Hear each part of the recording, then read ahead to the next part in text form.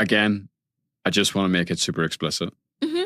So with the lead magnet, you collect the emails. Mm-hmm. They're now on the email list. Mm-hmm. You're sending them these daily updates. Mm-hmm. And the purpose of that at the start is just to get on free calls with people so you can have the one-on-one conversations where you can actually really understand what their pain is, what their problems are. You can start to help them for free so you can start to understand, well, what solutions do people actually need? And throughout this whole process, you're constantly going back to your offer, to that about page, and you're changing it and you're tweaking it based on what the people actually tell you that they need and what works. Yeah. So I have to maybe think or explain quickly also how I'm creating an offer. Mm-hmm. So every offer for me is a solution. Mm-hmm. And so I start every offer with either what's the before or the after situation, right? Then I have a statement. I flip it either into the negative or the positive. Then I have a before and after, right? Because the definition of a problem is that what is does not equal the desired situation, right? So now I have something that has a gap and needs to be bridged. And now I can say, okay, how do I want to bridge this gap? Right. And there I have features available and I have steps, right? So there are the steps that I need to take. And then what features would transport those steps? So for example, there would be a course that educates about the steps. Mm-hmm. There would be video feedback that helps you to get feedback on how you're doing the steps. There would be community for emotional support and peer feedback, right? So I'm thinking of the containers for that bridge and the actual steps that need to happen. And when I'm having that, this is what I'm writing the sales page. I'm calling out the audience who it's for. I make a bold promise, which is you go from here to there without, and that's kind of the specificity of the solution that I pick. Mm-hmm. It's like I pick the solution in a way of like, when I'm going this path, how do I want to go it? Mm-hmm. So it is because there's many ways, right? But there's an argument for every way. There's a position for every way. Just like there's a position for ads, there's a position for organic content. Then I have like, okay, without, then I'm like the pain points. If that bridge is missing, what are they experiencing right now? The reverse of that is the benefits. My solution discovery story is how did I come to the conclusion that this is needed? Breakdown of what they get. Testimonial section, frequently asked questions. Yeah. That is like the ultimate sales pitch formula that leaves nothing untouched. Yeah. And it's like, it's also your delivery blueprint now. Because when you're now having those free calls with people, you kind of cross-check, is my bridge right? Right? So you're like, oh, it sounds to me like you hear. Is that what you're experiencing? And then they're like, oh, well, it's a little bit more like that. I'm like, oh, okay. So how can you say this again? So I'm like validating. Are they talking about the before how I'm talking about the before?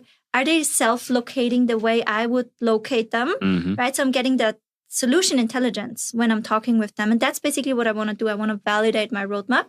And then I want to use my roadmap with people. So I want to say to them like, oh, so here's how I'm thinking about this, right? Tell me if this is true. Like you want to go here. Okay, like more like this. Okay, does that sound right? Mm-hmm. So here is how I like to bridge this gap. Does that make sense to you? And they're like, yeah, what is this part? And I'm explaining. And I'm like, oh, okay, they didn't understand this part. I need to talk about this differently, right? Or I need to provide something else. And I was like, okay, so based on what we got, the next step would be this. Would you agree? Does that sound right for you? Like, yeah. So in order to go that step, what would you need to have? And I was like, I don't know how to do this. I don't know.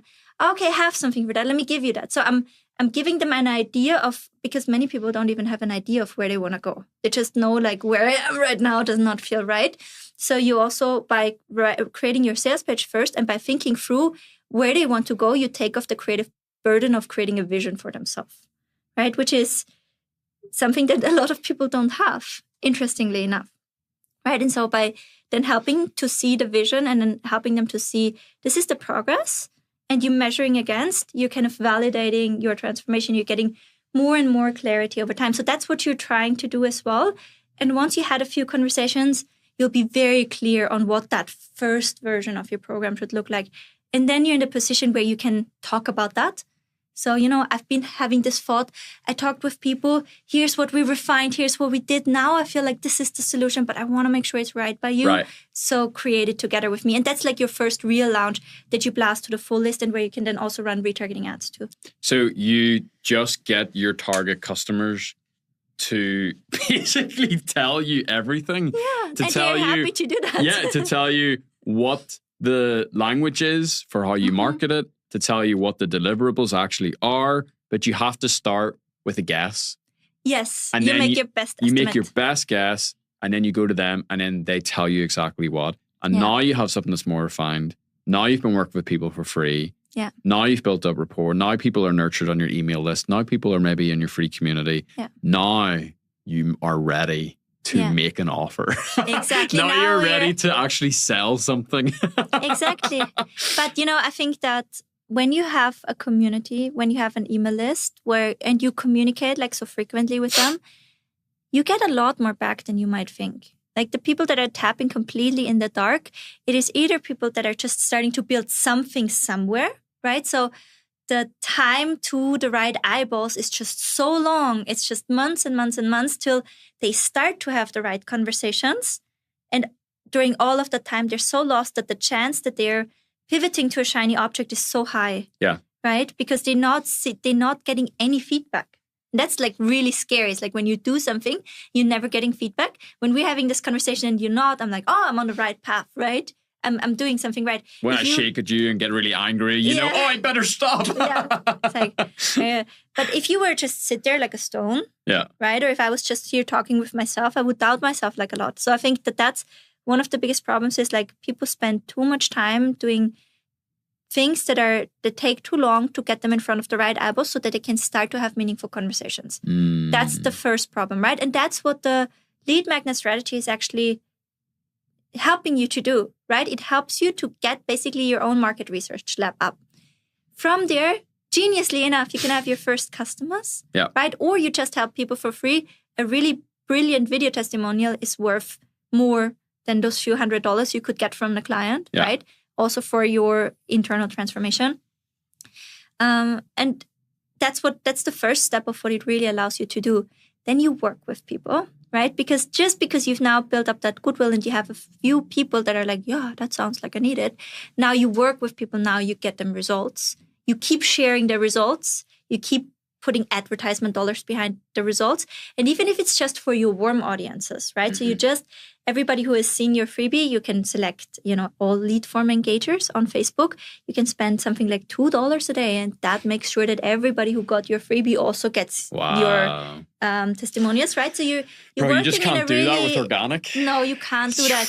And I cannot structure the conversation the same way, right? Because imagine you get like a interesting freebie served on your feed, right? And it's simple to understand. You're like, oh, wow, this is like a one-page thing. I think this would be really helpful.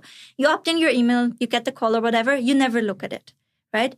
But a day later, there's like the same girl again, and there's like a really cool case study. Like, what is that, right? And then a day later, she retargets me with her community. Wait a second, like I know this girl, right? So you keep pushing people with the right message at the right time. And it's just really low cost because first you have the freebie, people self-qualify, and then you just keep reaching that audience. Wow. Right? And that's enough for the beginning to give you some significant momentum, more than you could do with organic, because you can lead the conversation.